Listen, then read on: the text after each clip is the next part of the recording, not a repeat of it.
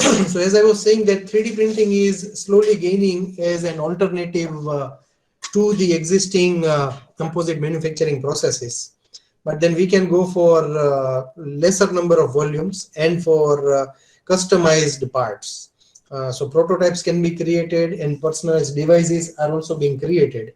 However, attempts are recently being made to generate larger structures with complex geometries using one or the other 3D printing process.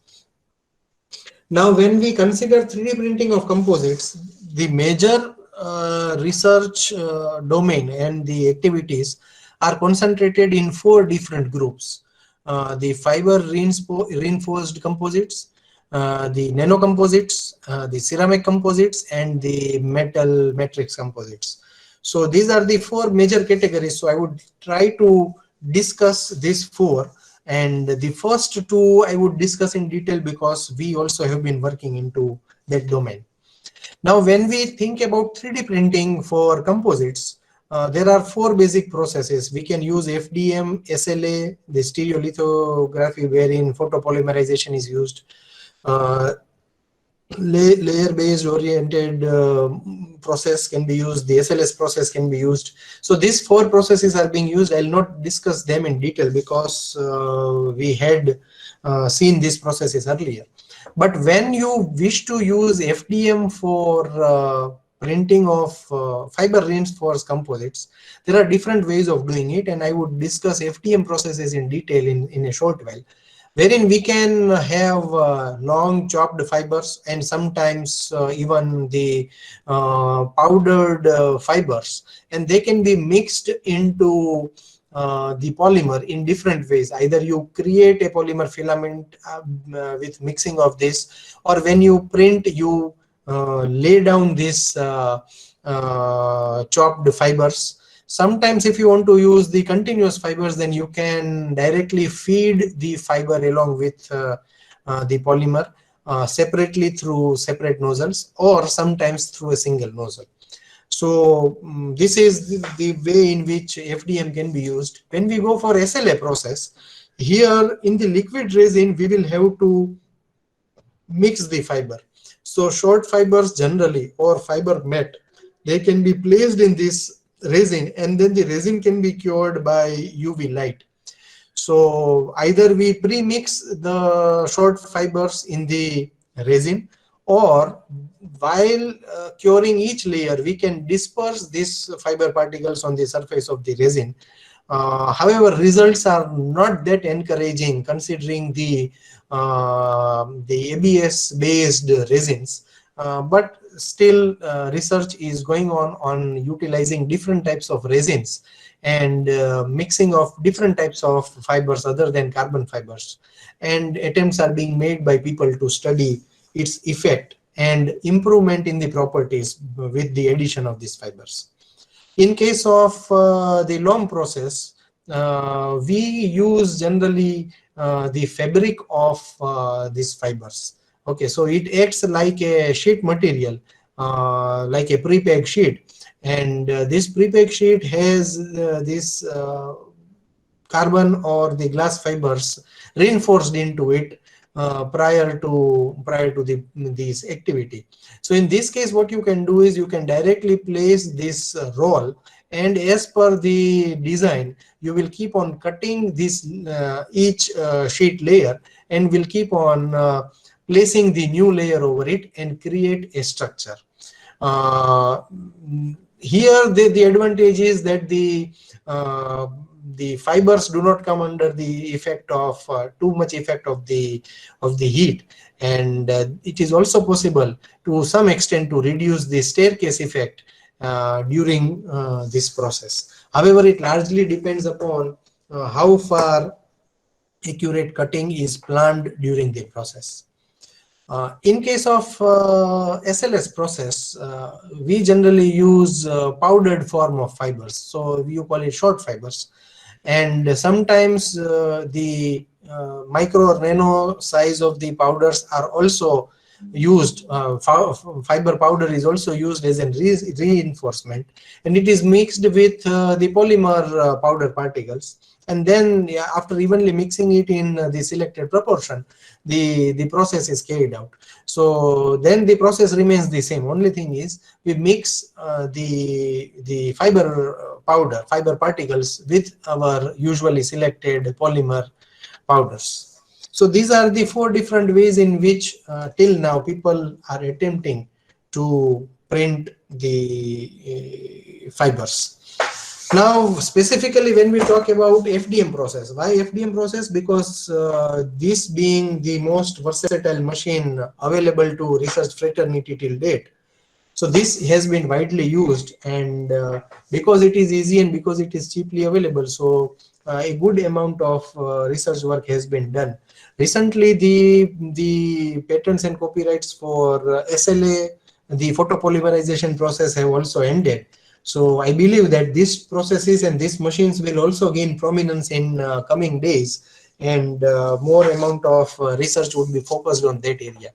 However, when we talk about FDM-based 3D printing, there are 4 basic ways in which fiber reinforced composites can be fabricated. You can embed the fibers manually in between the printed layers, or you can embed the fiber in the filament. While making the filament, you can embed the fiber so that you already have it in the filament, in the polymer, prior to its injection. Or what you can do is you can embed the fiber with the polymer in the injector. So you can use a single nozzle and can put up both these materials simultaneously together. And the 4th way is embedding the fiber directly into the component. So you may have separate nozzles. One nozzle would be dedicated to the polymer and the other nozzle would be dedicated to the fiber. And both of them would work in proper synchronization so that the desired volume fraction of fibers in the polymer can be maintained. So when we talk about the embedding of the fiber manually into these layers, how this is being done?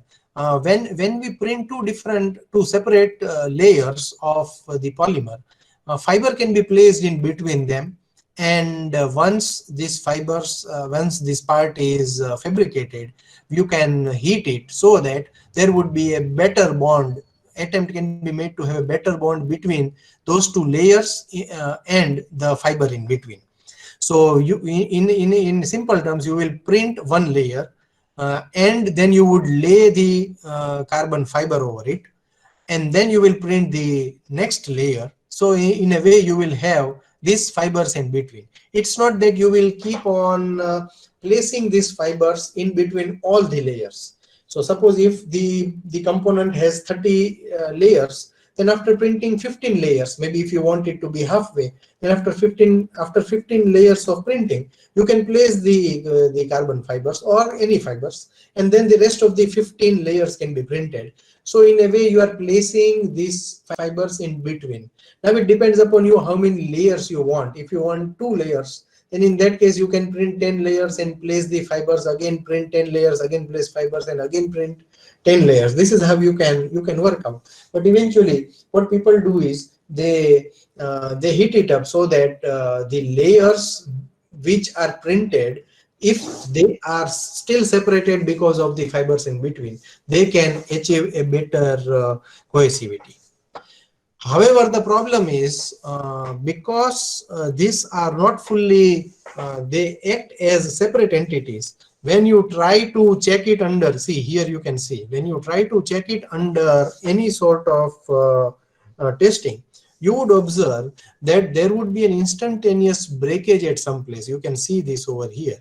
And when this breaks, at that point of time, what happens is the fibers remain separated. So it might be possible that fibers might have broken from here. But as this portion is broken, you observe that this fiber portion is actually inside this portion of the part. But because it is broken, these fibers would easily come out of it. Okay, so the thing is, we can very well understand that these fibers do not get proper bonding to the polymer material.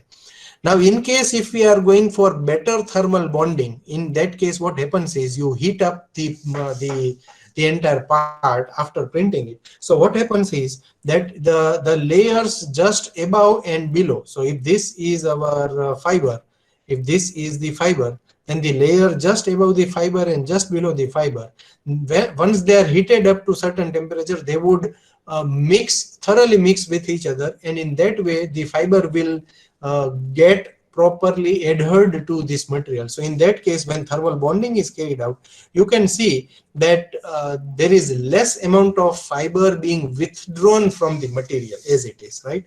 You can see that this material is broken. This material, this portion of the fibers remain into it. So when this type of study is being done, it has been observed that such parts with thermal bonding exhibit better strength. This is a tensile specimen, so it has exhibited better tensile strength as compared to the one where no thermal bonding was attempted. This is one sort of research. There are multiple other papers available in this strategy of fabricating the fiber reinforced composite. The other way is by embedding the fiber prior to the injection. So what you do is you take polymer particles, okay? These are the polymers, and then you take the chopped fiber particles, you mix them together, and then through extrusion process you make a composite filament. I would discuss this process in detail when I talk about the nanocomposites, because we have attempted that by this process. And once this composite filament is ready, you can use it as a single filament in FDM, and then you can print any part of your choice. Now here what you can do is you can always vary the volume percentage of this part in the parent polymer material, and then you can always study their effect on how it would behave as compared to the pure or the neat polymer filament. So that is another way of doing this. The major thing that is observed in this case, wherein you have mixed the fibers into the polymer and then created a filament. In that case, when you use a pure filament, okay, this is a case of ABS material. So when you are using ABS and when you use neat ABS, you observe that its specific strength is lesser than aluminum. Okay, when you take aluminum alloy 6061, then the specific strength shown by the parts made out of pure ABS is less. But when you are mixing 30% of carbon fiber, okay, into the same ABS, and when you create that filament, when you print with that filament, it exhibits even better strength than the aluminum. Okay, so that is one good observation. By merely having 30% of carbon fiber into this ABS, we can even get better strength than the aluminum alloy. The other observation that is found is, see, when you print any polymer, these beads that you see, these are different beads, you know, these are the layers that are printed. Now, when you take a cross section and when you see this, when they are placed one over the other, there would be a very small inter-bead porosity. This space, right? This space is visible. Even after the mixing of these particles just by its solidification and cooling, you see that amount of interbead porosity is somewhere more than 100 microns. So something more than 0.1 mm you can observe. However, when the same process is being carried out by using the carbon fiber based ABS material, this size drastically reduced to just 30%. So here instead of 100 microns, you get a size even less than 30 microns. But overall porosity was found to be increasing, because in a single bead that you observe, in a single layer of this bead that you observe, because these particles were placed during the fabrication, okay, these fiber particles. And when again this was attempted, when again this was heated up while 3D printing, this resulted into some sort of porosity around these fibers. And because of that, the porosity observed in the inside the bead, that increased. Okay, so though this interbead porosity reduced, there was some rise in the inner bead porosity, and overall porosity almost remained same. So there is a scope, wherein it is possible to work on studying this microstructure only. What is the effect of temperature, and what is the effect of printing it at certain condition, under certain temperature value? What would be the effect of porosity? That is something which has been attempted by other researchers also. However, I will not go into details of it. Another recent observation has been reported by another group of researchers, wherein they have tried to embed the fiber in the polymer, but mixing it in the nozzle. So you have two different spools. One is the spool of this polymer, okay, where here in this particular figure it is reported for PLA material, and then you have another spool of carbon fiber, and then you allow it to pass through the single nozzle. And while doing that, this is being done in such a way, and this is being carried out in such a way, that both of these materials, the PLA polymer as well as the carbon fiber, they get deposited together. So if I now try to show you the cross section of a bead, suppose I take a cross section over here, and if I show this cross section, then in this particular polymer bead you will observe that there is a layer of a continuous carbon fiber being placed into it. So this is another way of carrying out this process. However, you need to have a specific type of setup to be placed, and the other important criteria is that the carbon fiber has to move along with the polymer at the right time, so that there is no clogging of this fiber in the nozzle. However, that type of problems have been reported by few researchers. But here, this strategy has been successfully demonstrated by another group of researchers. The final way in which the fiber composites can be created by FDM process is by embedding the fibers directly in the component, not in the nozzle, not in some other way. Now what happens over here is that you have two separate nozzles. You can see over here there is one nozzle wherein the polymer is coming. In this present case, the reported is the nylon polymer, and you have a spool of fiber, okay, and that is a continuous fiber. So this spool also rotates at the time when you have defined of placing the fiber into the metric structure.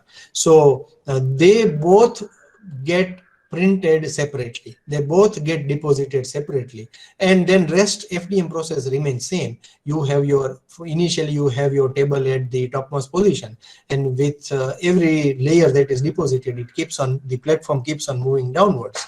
And the way you have defined, okay, this is the front view, but if I show you the top view, I have the liberty of placing the fiber maybe in this way at 45 degree, or maybe place them at 0 or 90 degree, the way I define it, or not in this way. If I want it to be concentric, then I can try that also. So the way I want the fiber to be deposited, that can be defined in the software, and that is how it can be deposited. So now you can create a separate layer, and whatever space remains, that can be filled up with the help of the nylon polymer, and this is how this is being attempted. This is a recent addition, and a leading brand, Mark Forged from USA, have slightly modified the way in which this is being done, and they have the patent, and they are selling this technology by two different trade names, Mark 1 and Mark 2. Mark 2 is a machine which we have in our lab, and at present we are trying to study how this fiber reinforced composites can be made by embedding the glass fiber along with the nylon matrix. So here what you have is, as I said, you have two different printing nozzles. Okay, one nozzle will print the polymer, and in this case it is nylon. And for Mark Forged, this material is named by its trade name Onix. Okay, so you can see that there are two different nozzles. One of the nozzle is for polymer, and the other brass nozzle is for the fiber.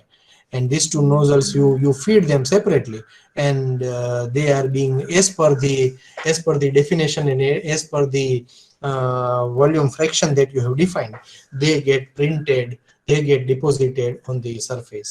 Generally, as far as this particular machine is concerned, nylon filament, pure nylon filament is available, and the other matrix material, the polymer material, is the Onix material. Now, Onix material, if you say, that is a combination of two materials. It is nylon, and it has chopped fiber into it. Okay, depending on what you select, it has chopped fiber. So here there is possibility of including the second strategy, wherein you have a polymer mixed with the fibers, and a filament is generated. So when you use the polymer filament, you are already using a composite filament. When you use nylon, then that becomes the pure polymer material, and so that becomes a neat polymer material. And in the present case, the diameter of this matrix material, that is the polymer, is fixed at 1.75 mm. Now there is a possibility in this case to use carbon fiber, Kevlar fiber, fiberglass, and the other special variety of fiberglass, which is known as high strength, high temperature fiberglass. And the diameter of any of these fibers is kept constant at 0.3 mm. So now what you can do is, you can use any of this fiber from through one nozzle, and you can use either pure nylon or the nylon composite with the fiber as an Onix material through another nozzle, and their deposition will create a composite structure. So now I would like to show you briefly about the machine that we have. This is the Mark Forged Mark II machine that we have with us, and here you can see that this is a magnetic table that is available, so you can easily remove it. I showed you those. This is the movement of the nozzle in the Cartesian coordinate along XYZ, and this is the feeding mechanism. Through this, you will feed the polymer also and the fiber also. Now, if you can see over here, there are two different nozzles, and they are separately placed. I think we'll show you that part in a while. So there are, you can see that the larger one is for polymer, and the thinner tube is for the fiber. Now this is a magnetic table that you have. There are certain issues to be taken care of during the process, like you need to constantly keep it away from moisture. Now this is a magnetic build platform. You can directly fix it on the surface, and you can easily remove it.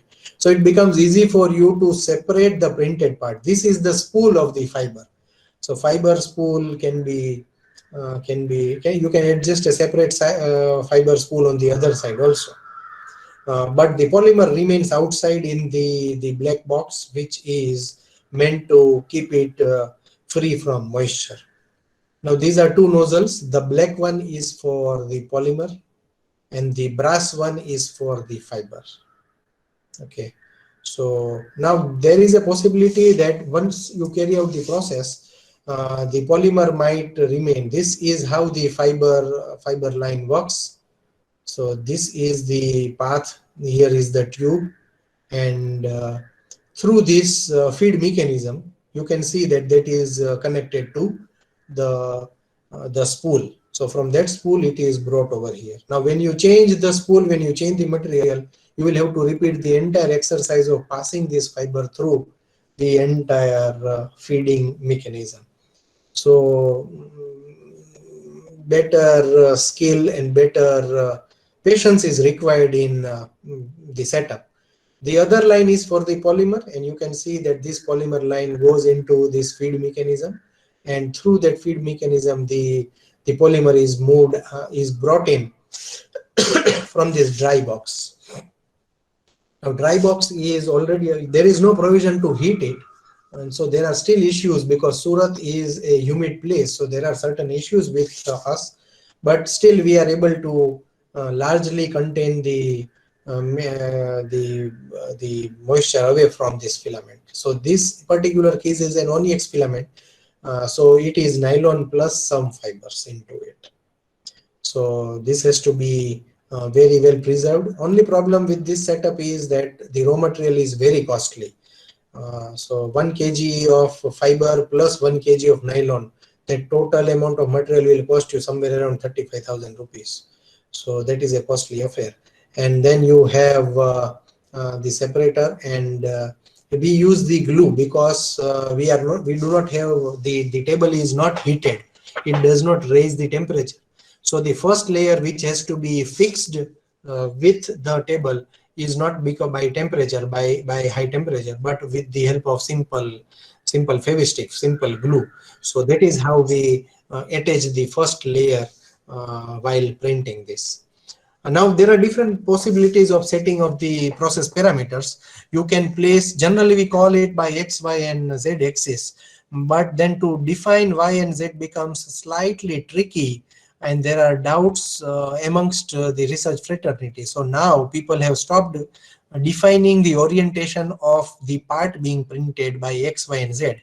Instead they call it flat orientation on long edge. Okay, here you can see that in this part, this is the long edge and this is the short edge. So when you place on the flat surface, you call it the flat orientation. When you place it on the long edge, you call it long edge orientation. And when you place it on this short edge, okay, on the short edge, you call it the short edge orientation. And when you try to set this, you can select 3 different patterns. You can place the fibers, you can print the polymer also either in triangular pattern or hexagonal pattern or the rectangular pattern, and it is also possible to go for a concentric pattern. So when you try to print it at certain angular position, then there is a possibility of printing it at either say 0 degree or at 45 degree or at say 90 degree orientation. And if you are trying to print it concentric, then you can just place, you will have to select the number of rings. Do you want 1 ring of fiber or 3 rings of fibers or 5 rings of fibers? So this can be set up, and the rest of the place would be filled up by the polymer.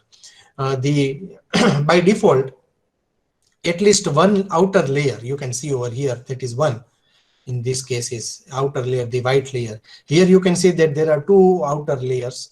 So you can define 1, 2 or 3 or 4 or 5 outer layers. These outer layers by default will be printed by the polymer only. Because if you have the fiber as an outer layer, then naturally it would get separated once the part is removed from the magnetic table. So it is not possible for us to have the fibers as an outer peripheral layer. Now, how do you slice it? In this case, Eiger cloud software, slicing software is being used by the Mark IV. So the only problem is that when you want to set up, when you want to fix up your parameters, you invariably need the internet connectivity, because this happens through the cloud software only.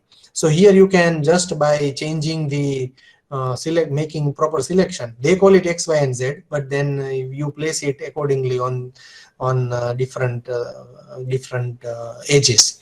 Now you can select different materials, but the machine that we have can only select one material, that is the nylon or the Onix material.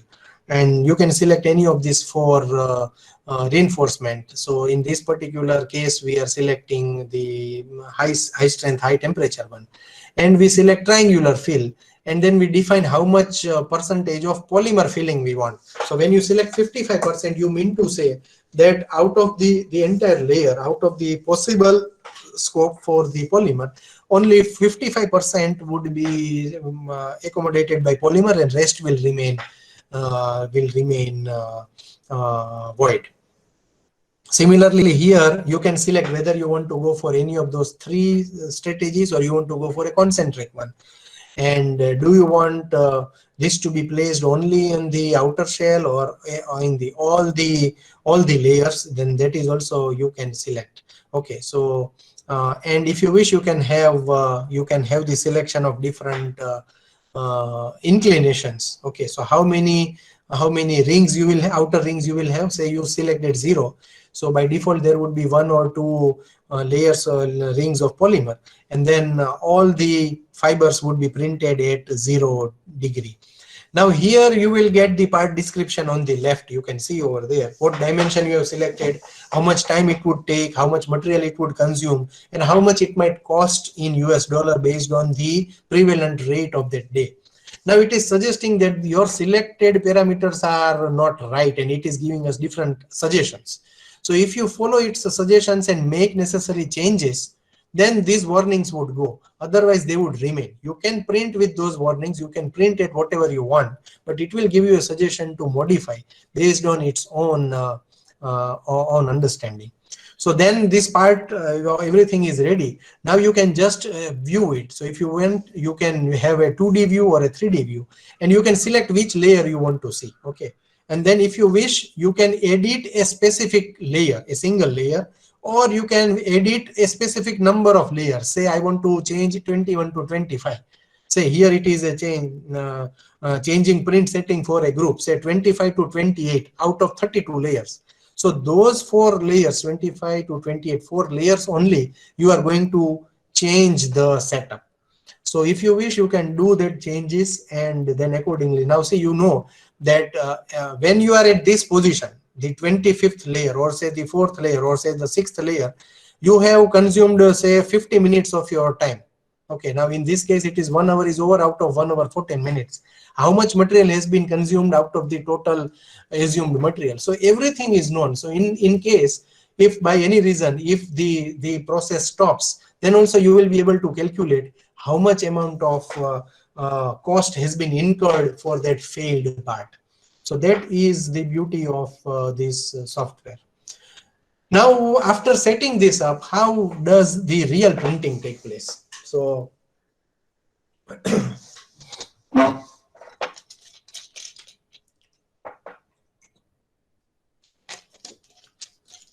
temperature is being checked. We are at room temperature, so the temperature is maintained, and we open up the part that we want to print. So we have selected one particular part, and we are just 32 layers are to be fixed. And so for that, whatever temperature has to be selected or that has been fed, you are reaching that temperature. Now the table moves to the topmost position so that the first layer can be printed. After every print, the layer will keep on coming downwards. So here you are adjusting. Initially what it would do is it would print a trial line, so that if the material from the previous print, okay, if that has clogged in the nozzle, that would come out. So just as when we used to play cricket in the childhood and had 1 or 2 or 3 balls initially as trials, here also it makes a trial print, and it shows you that this is how it would be printed. And after that, it will reach the first stage of printing. So whatever amount of extra material remains, that is deposited in the corner. so that when carbon fiber comes into for the printing, at that time no extra material remains, or it does not get a lingering, it does not remain lingering with the fiber on the layer. So this is how it starts. In a way, this remains a very good strategy, but because it is highly protected, you do not have major, see, this is the first outer ring from the polymer that is being printed. So I was saying that you do not have a better scope of utilizing different other filaments. And as far as I know, it is even not possible to change the material. You can see that right now the fiber is getting deposited, and you could see that spool was also rotating at that time. See, this is the glass fiber that is being deposited. So this is doing very remarkable work. You may have selected 35% infill density, so you can see that in the triangular strategy that is being deposited. Now when the layer for fiber comes, so a full solid layer is created by the polymer first, and on that the layer is being printed. Now when you are printing, say for example at 45, see, this is how, and this is the final part that is being printed. Now unlike other FDM processes where your table remains there and you have to put your hands and your tools inside to remove, it is easy for you to take the magnetic plate outside and easily separate the part from the table. So this effort has to be ensured that you do not warp the part, as well as you do not have any extra markings on the fiber or the table. So this is how we are able to carry out the printing of the part on a Markforged Mark II machine. So this is about it, and this is how that can be printed. A major portion of the work is being carried out by the one you see in this video, Mr. Ashish. So this is the part that is being printed. This is very lightweight, even lesser weight than what you have with your regular PLA or the ABS part. It has better finish, and the strength is also comparable with the aluminum parts. Only problem is that it is still a costly affair. Now when you try to compare, this is a particular sliced geometry on a particular layer. You can see over here, we decided that we want to place this fiber. This is fiber, okay? This is fiber. So we decided that we want to place this fiber at 45 degree. So it started from here. You can see this, and then it continued, and it continued up to here. This is specifically a part for impact testing. So you will definitely have this notch over here. So when this outer periphery was made and you selected that you want 2 rings of the fiber, so they are also placed. So whatever space remains there in a particular layer, the fiber is getting deposited, and whatever space remains empty, you can see over here. Okay, wherever there is some space which remains empty, the polymer is printed over there. You can see over here. This is the deposition of these glass fibers. Okay, you can see this. These portions are specifically the central part over here, and the edges are over here. You can see that selected part. So here you have this empty space. That empty space is filled with, this is the polymers, and you can see that these are 2 rings that you have selected, and 2 outer rings of the polymer that also you can see over here that is being deposited.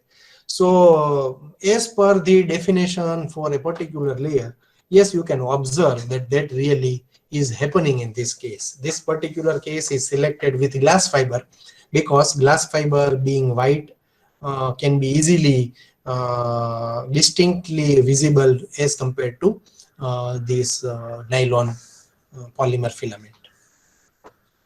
Then this work is an ongoing work right now, and samples have been tried on tensile, impact, and flexural machine.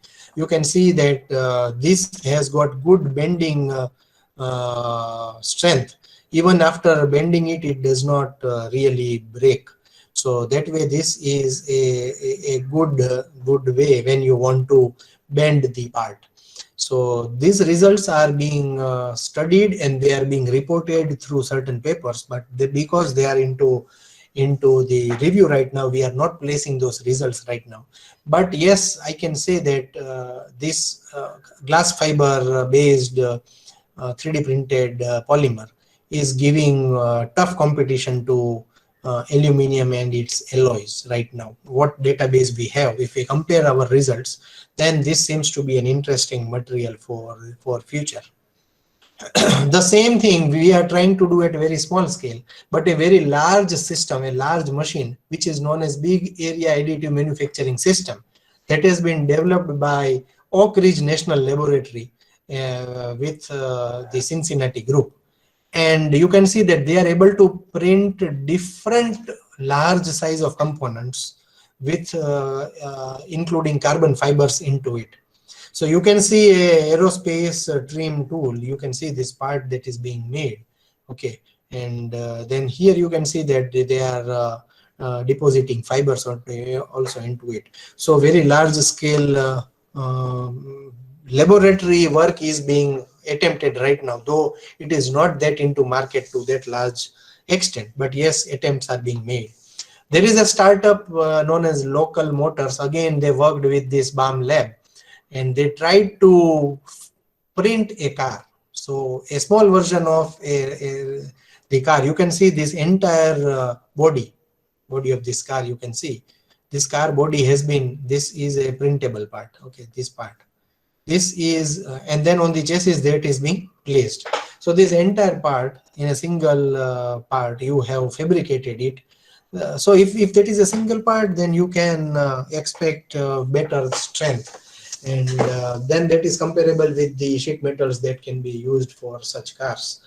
Better mechanical properties have been demonstrated by this material. So there are similar other case studies you can find in the literature where attempts are being made. But yes, then there are single cases for specific applications.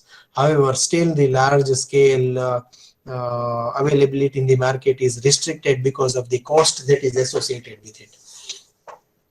Now, when we try to go to the next phase, this is all about the 3D printing of composites with fibers reinforced into it.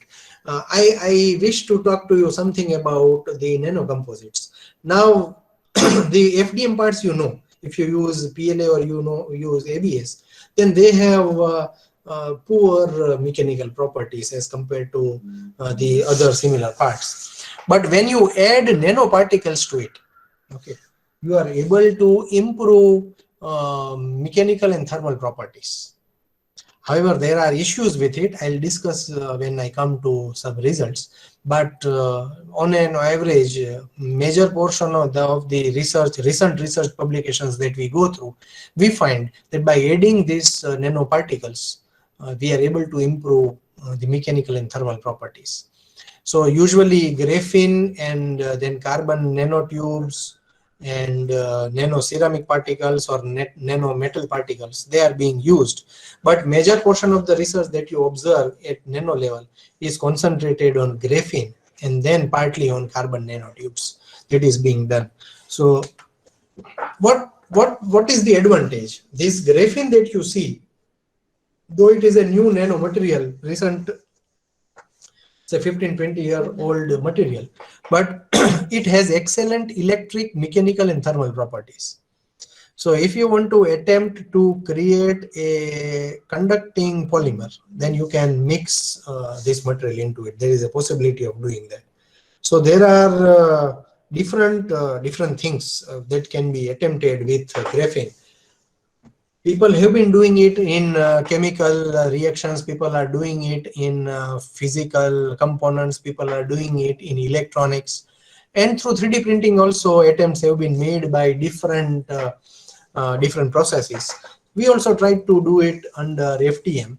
So what we did was we utilized our single screw extrusion facility available in our department, and we mixed the PLA pellets with the raw graphene powder, in different proportions, say 1, 2, and 1, 3, and 5% proportion. And after thoroughly mixing it, and utilizing some amount of oil into it, we went for drying it for a few hours, and then this through the dryer it was fed into extruder. Process variable control was a big issue. It took time to get the right set of process parameters so that good quality could be printed. And you can see that through this die opening has 1.75 mm diameter, because most of the 3D printers have used the nozzles which have 1.75 mm diameter. So we have this die of 1.75 mm, and through that we could extrude this mixed material, and after proper cooling and solidification we could create the filament. The system also has a facility to record the exact size at real time. So if you can keep a track, you can just verify the diameter. And generally, when we observed in our case, it ranged from 1.7 to 1.8. Though 1.75 we could manage to get, but often it kept on deviating around it by plus or minus 0.05. So this filament was created and we used it. These were the process parameters. After a lot of trial and error, we found that the barrel temperature at 3 different positions and the die temperature at 2 different positions has to be kept at these values. And then we could print good quality of filament with 1% graphene, 3% graphene, and 5% graphene added to it. Now, after doing this, we carried out a study on tensile and flexural strength. These results are available in the literature right now, so I can display that. I'm still not displaying other results, but the tensile strength was comparable with even 1% of graphene. With higher percentage of graphene, there was agglomeration in the process, so there was not proper mixing probably, or maybe drying was not up to the mark. And so the particles remained collected at certain positions in higher proportion. And so because of that, they could not provide better strength to the material. However, in the new results that we are planning to publish, we have some better results after making certain changes. By adding certain additives while making the filaments, we could largely improve the quality of the filament and hence the strength of the parts. But then with pure PLA and 1% graphene in the PLA, the result for tensile strength was comparable. However, at that stage, flexural strength was not that attractive. But improvements have been observed, and in coming days we would be publishing that results also. So that is about the nanocomposites that we have recently attempted. We are yet to attempt on ceramic composites, but there is a group of BTech students. They have received one student grant from the state government, and they are working on it and trying to create a silica gel, a ceramic gel, which can be used to print. So maybe a sort of mimicking the bioinking process for FDM. So that is what we are trying to do. We are not yet successful. We do not have any results. We are just trying. We are just working on that part. But ceramics, if they are used, they have good potential of applications in certain biomedical applications, because you need biocompatible, highly corrosion resistant and flexible materials. So that is possible when you are trying to use the ceramics. Usually titanium oxide, zirconium oxide and aluminum oxide, and sometimes the calcium based ceramics, they are used as reinforced materials in either polyamide or polypropylene or PLA. Most of the work that you might observe, that would be on polypropylene. People have attempted more on that side, but then it is possible to print different scaffolds and create different design specific models with the help of this ceramic embedded polymers. And then it gives you a very good remarkable property. You can see that when a part which is printed, you can see that a bone design is taken, and along its longitudinal and axial shape that is being printed, you can see the shape C, and that C is being tried in this video that you can see, and it gives you very good flexibility, and it is possible for you to use it with certain other modifications. By improving certain strength, you can overcome the partial brittleness that is found in the polymer material. So even with finger, you can observe that finger compression also results into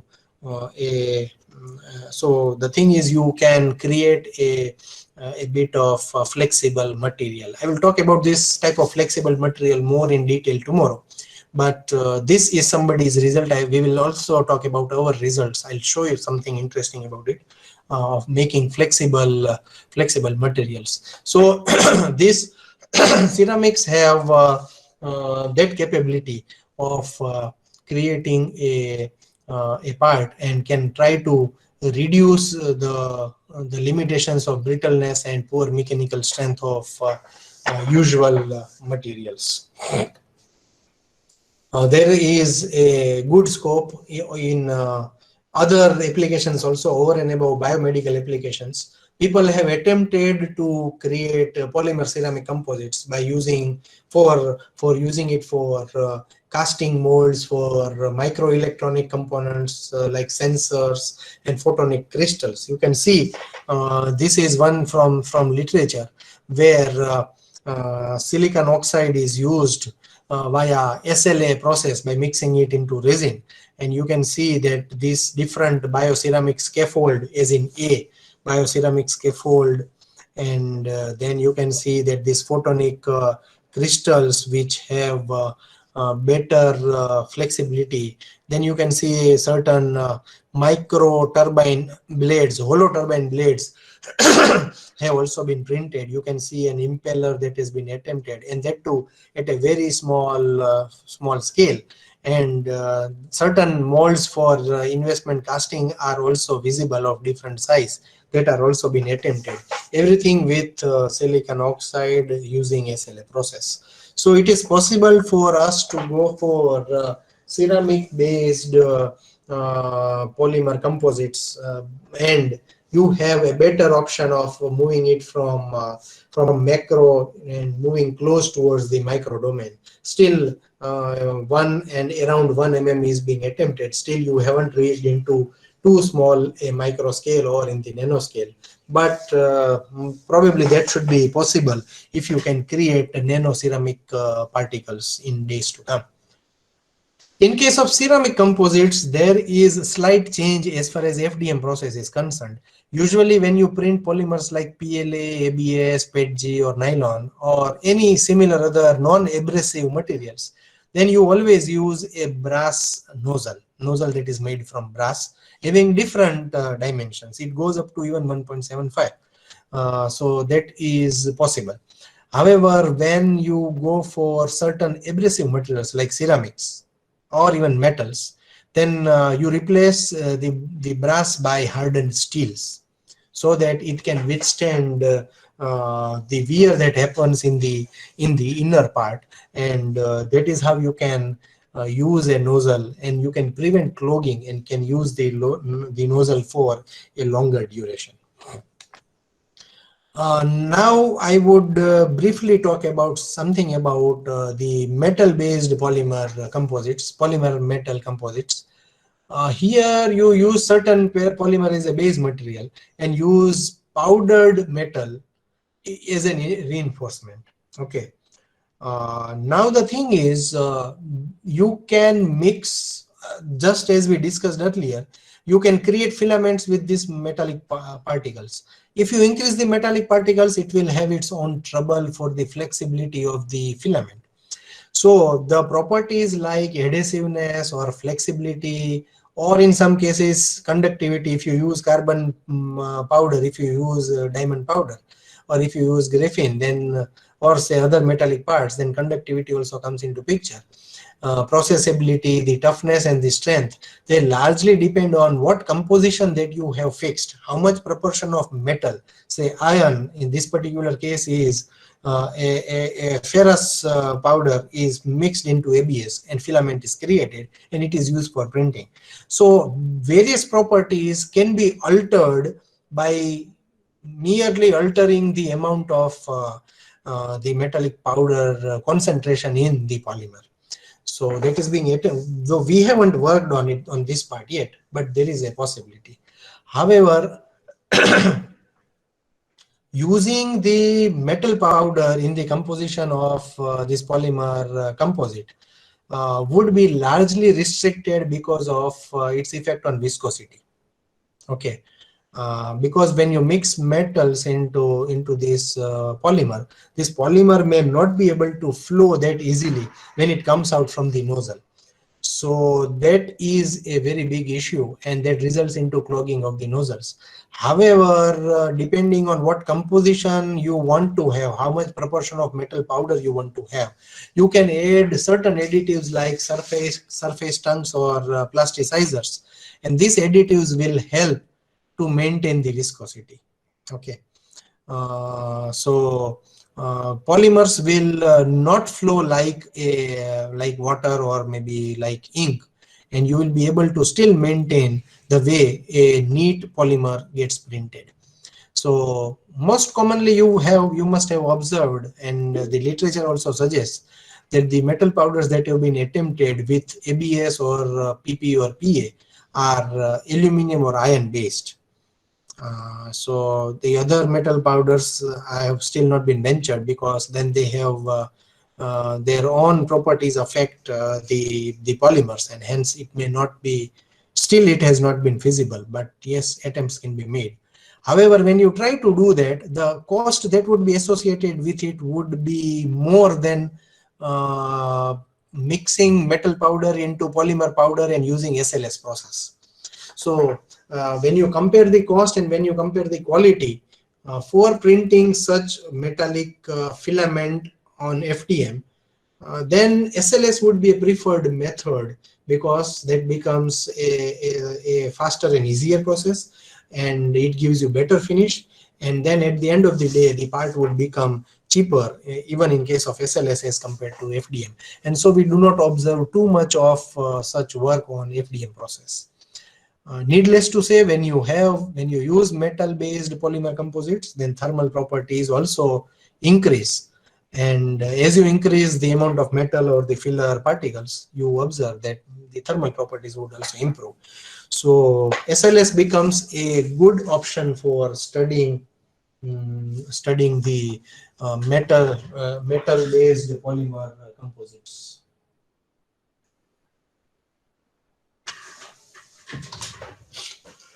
Now, when you use FDM process, 3D printing, FDM 3D printing for making these composite materials, as compared to those traditional composite manufacturing process, I just showed two, but there are many more related processes.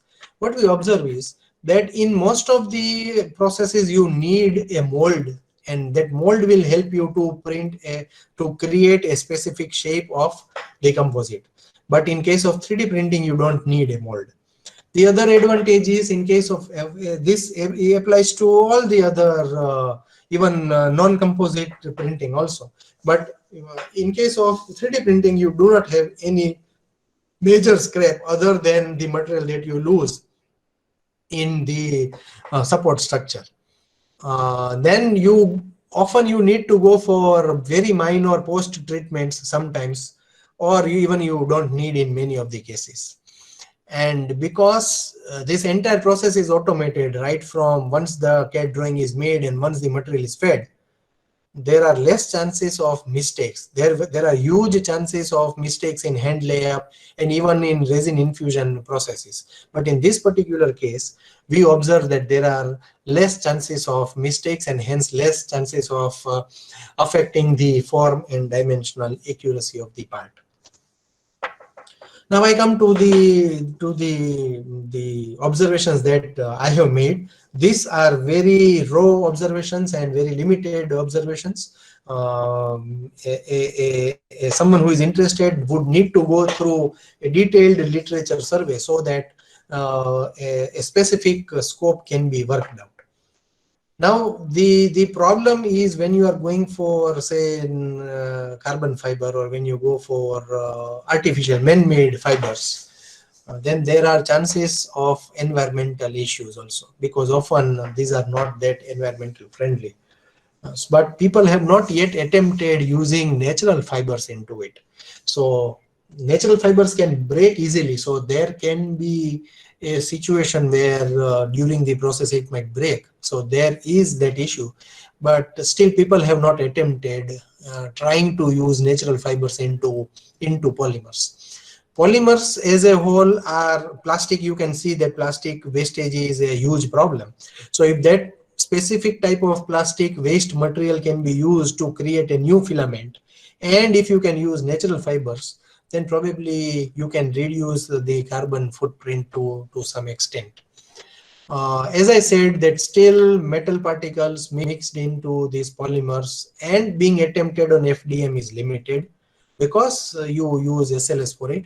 But if you see the markets like India, where still 3D printing is trying to gain its position, SLS is a distant dream because of its cost that is associated. But FDM, today you can see FDM machines are found in many design labs, in many fabrication workshops. So people are trying to understand and trying to use it. So if in case this can be done with a better material properties by using metal particles into the polymer filament, then that can be a good option to work on.